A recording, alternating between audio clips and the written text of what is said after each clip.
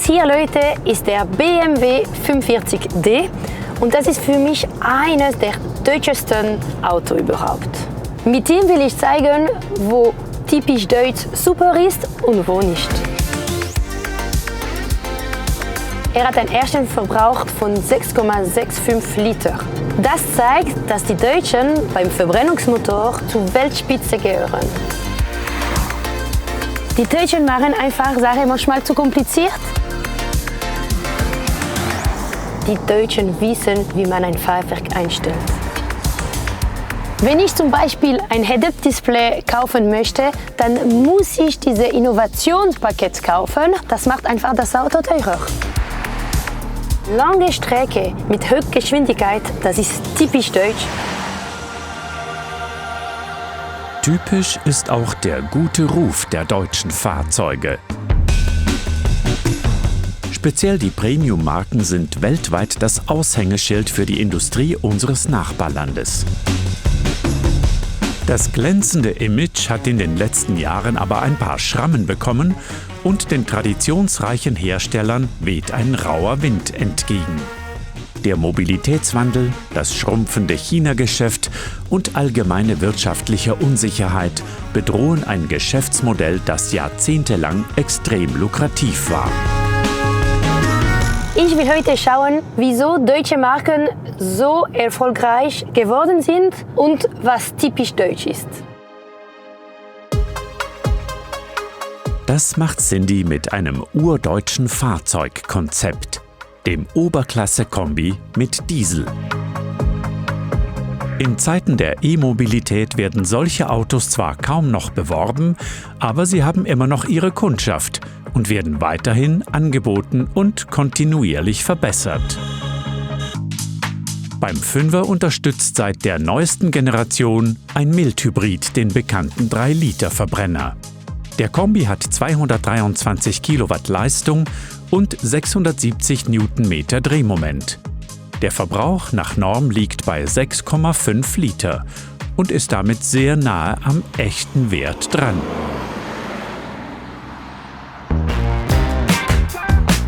Mein Redakteur ist am Wochenende knapp über 1300 Kilometer gefahren auf die deutsche Autobahn und er ist immer zwischen 120 bis 160 Kilometer pro Stunde gefahren. Er hat einen ersten Verbrauch ausgerechnet von 6,65 Liter und das ist schon sehr beeindruckend. So kommt der große, schwere und starke Allradler mit einer Tankfüllung über 900 Kilometer weit. Lange Strecke mit Höchstgeschwindigkeit, das ist typisch deutsch und das Auto hier kann es wirklich gut. Das zeigt, dass die Deutschen beim Verbrennungsmotor zur Weltspitze gehören.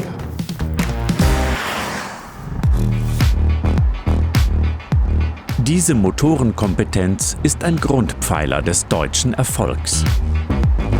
Gerade beim Diesel ist aber fraglich, wie lange sie noch gebraucht wird. Mit jeder neuen Norm wird die Abgasreinigung aufwendiger und somit teurer. Teuer ist das perfekte Stichwort, weil das ist auch typisch deutsch. Das Auto hier kostet 89.000 Franken. Aber da habe ich nichts, das ist nur der Grundpreis.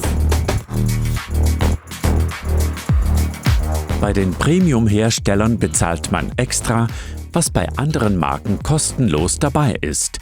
Zum Beispiel elektrische Sitze, ein beheizbares Lenkrad oder ein schlüsselloser Einstieg. Und das ist nur ein Teil einer unbefriedigenden Aufpreisgestaltung. Bei Premium-Marke gibt es etwas typisch Deutsches. Man kann die Sache nicht einzeln kaufen. Wenn ich zum Beispiel ein Head-Up-Display kaufen möchte, dann muss ich dieses Innovationspaket kaufen und da drin gibt es auch das automatische Einparken. Ob ich das will oder nicht, das macht einfach das Auto teurer. Cindys 5er hat fast alle Pakete und Optionen drin. So steigt der Betrag für den 45D auf 126.840 Franken, also etwa 38.000 Franken mehr als der Grundpreis. Für so viel Geld kaufen sich manche Menschen ein ganzes Auto. Mit all den Extra hier drin kann ich mich zum Beispiel ein Peugeot 208 Elektro kaufen und dazu habe ich noch 5.000 Franken übrig. Die restriktive Preisgestaltung schadet den etablierten Marken aber nicht. Zumindest in der Schweiz. Bei uns ist die Oberklasse seit Jahrzehnten fest in deutscher Hand. Das liegt einerseits am Prestigebewusstsein der Kunden, andererseits bekommt man für das viele Geld auch ein Fahrverhalten, das Maßstäbe setzt. Ich sage es immer wieder, die Deutschen wissen, wie man ein Fahrwerk einstellt. Das ist eigentlich auch logisch, weil nur in Deutschland kann man mit 250 km/h auf die Autobahn fahren und darauf schaut man auch, wenn man das Auto entwickelt. Und bei diesem Auto hier merkt man das.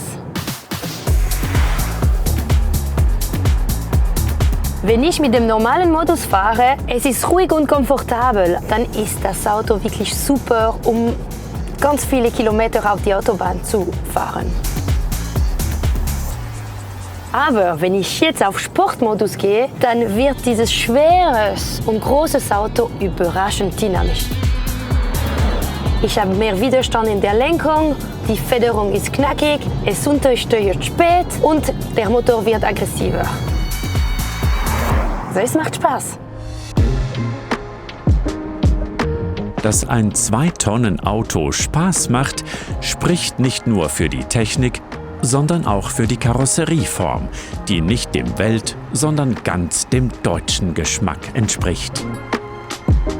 Das hilft auch, dass es kein SUV ist. Das ist eine altmodische Kombi, eine typische deutsche Autoart.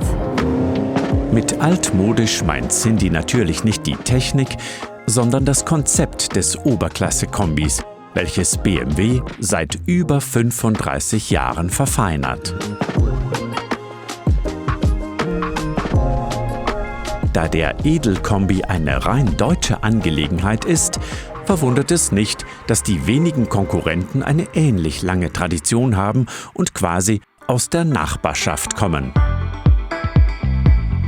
Etwa der Mercedes E450d, der bei vergleichbarer Ausstattung zwar etwas teurer ist als der BMW, aber deutlich mehr Leistung hat. Markentypisch tendiert die E-Klasse mehr in Richtung Komfort als Sport. Der zweite ewige Gegner des BMWs ist Audi.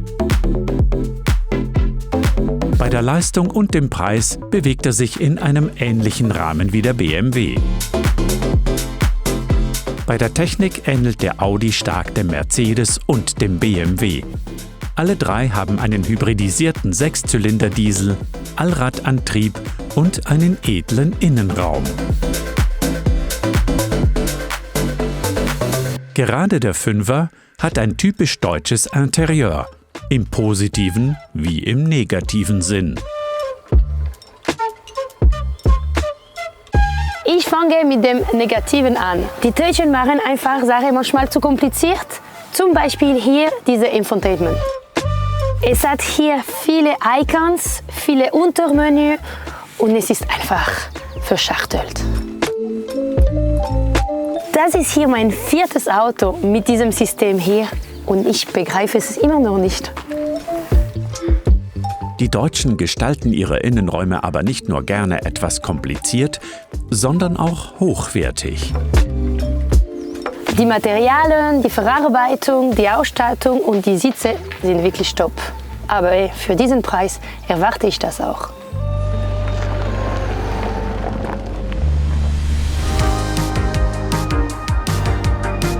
Abgesehen von der Bedienung zeigt der 540d, welche Stärken die deutschen Premium-Marken in den letzten Jahrzehnten so erfolgreich gemacht haben. Man merkt, dass BMW das Auto hier seit Jahrzehnten perfektioniert. Das Auto hier hat eigentlich keine Schwäche. Wenn man den hohen Preis verschmerzen kann, bekommt man mit dem 540d ein Alleskönner-Auto, das von schnell bis sparsam, von komfortabel bis sportlich eigentlich alles kann. Allerdings, ich weiß nicht, wie lange man solche Autos noch kaufen kann.